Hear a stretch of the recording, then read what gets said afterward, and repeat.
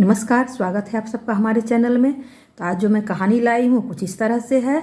एक राजा थे, वे बहुत ही न्यायप्रिय और भगवत भजन में लीन रहने वाले राजा थे। उनके भगवत भजन बहुत ही प्रिय था। वे भगवान विष्णु के भक्त थे। उन्होंने अपने राज्य में एक भगवान विष्णु का भव्य मंदिर बनवाया। जब भी राजकाज से उन्हें फुर्सत मिलता वे उस मंदिर में जाकर के थोड़ा समय गंवाते। उनको उस मंदिर के लिए एक अच्छे पुजारी की तलाश थी और एक दिन उन्हें एक ऐसे साधु मिल भी गए जो बहुत ही संतोषी और अच्छे आचरण वाले थे। उस साधु ने उस मंदिर में पूजा पाठ करना शुरू कर दिया। कुछ समय बीतने के बाद राजा के यहाँ एक पुत्र ने जन्म लिया। राजा ने उसका पालन पोषण बहुत ही अच्छी तरह से किया। जब वह पुत्र बड़ा हुआ तो उसने अपने उस पुत्र की शादी की। एक दिन राजकन्या और राजकुमार अपने कमरे में विश्राम कर रहे थे।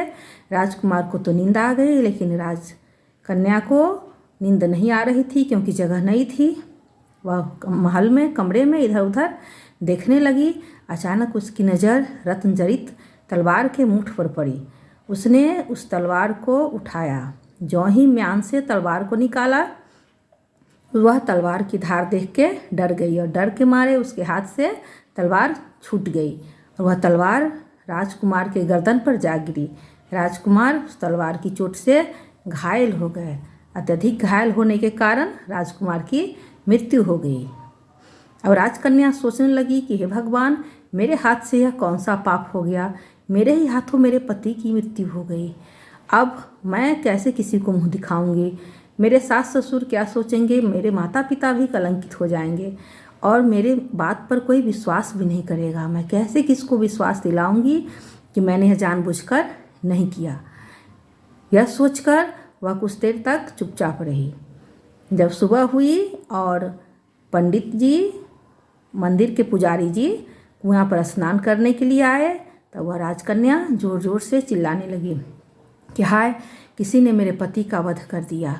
उसका चीखना सुनकर के महल के सभी लोग वहाँ उपस्थित हुए, इकट्ठे हुए। साथ में राजा भी आए। सभी ने पूछा कि क्या हुआ, किसने राजकुमार को मारा, किसने राजकुमार को मारा। तब उस राजकन्या ने कहा कि मैंने तो पहचाना नहीं कि किसने मारा, लेकिन जो भी व्यक्ति था वह मंदिर में अभी पूजा करने गया है।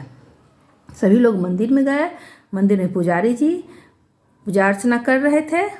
सभी ने पुजारी जी को पकड़ लिया कि तुमने राजकुमार का वध क्यों किया।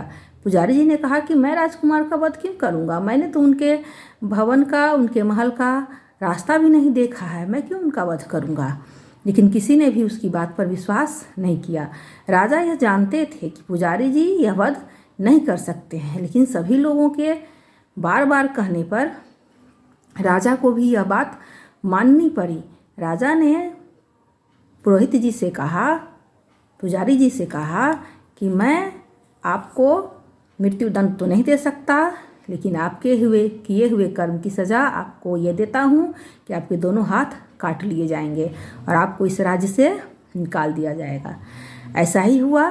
पुरोहित जी के दोनों हाथ काट लिए गए और उन्हें उस राज्य से बाहर कर दिया गया।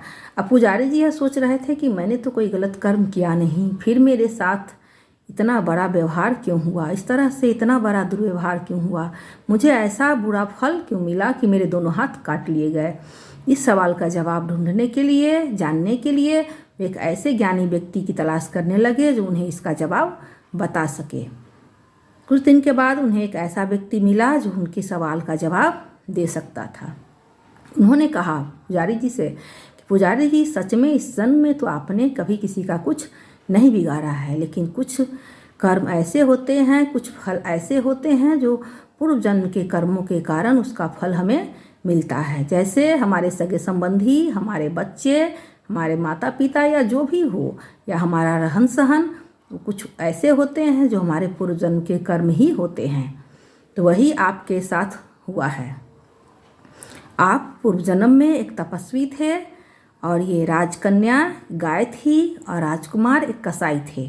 आप जंगल में तपस्या कर रहे थे और कसाई गाय का पीछा करते हुए वहाँ तक आया। गाय बगल के झाड़ी में जा कर के छुप गई थी और कसाई के पूछने पर आपने अपने हाथ से इशारा करके यह बता दिया कि गाय किधर गई है।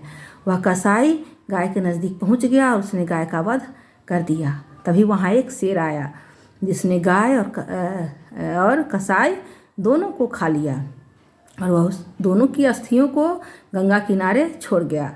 वह शेर वर्षा के जल के प्रवाह से दोनों की अस्थियाँ गंगा नदी में चली गई और दोनों का उद्धार हुआ।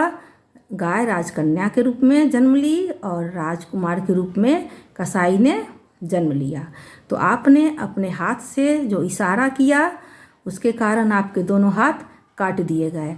राजकुमार पूर्व जन्म में कसाई थे, उसने गाय को काटा था, जिस कारण राजकन्या के द्वारा भूलवश ही सही लेकिन राजकुमार का गला काटा गया।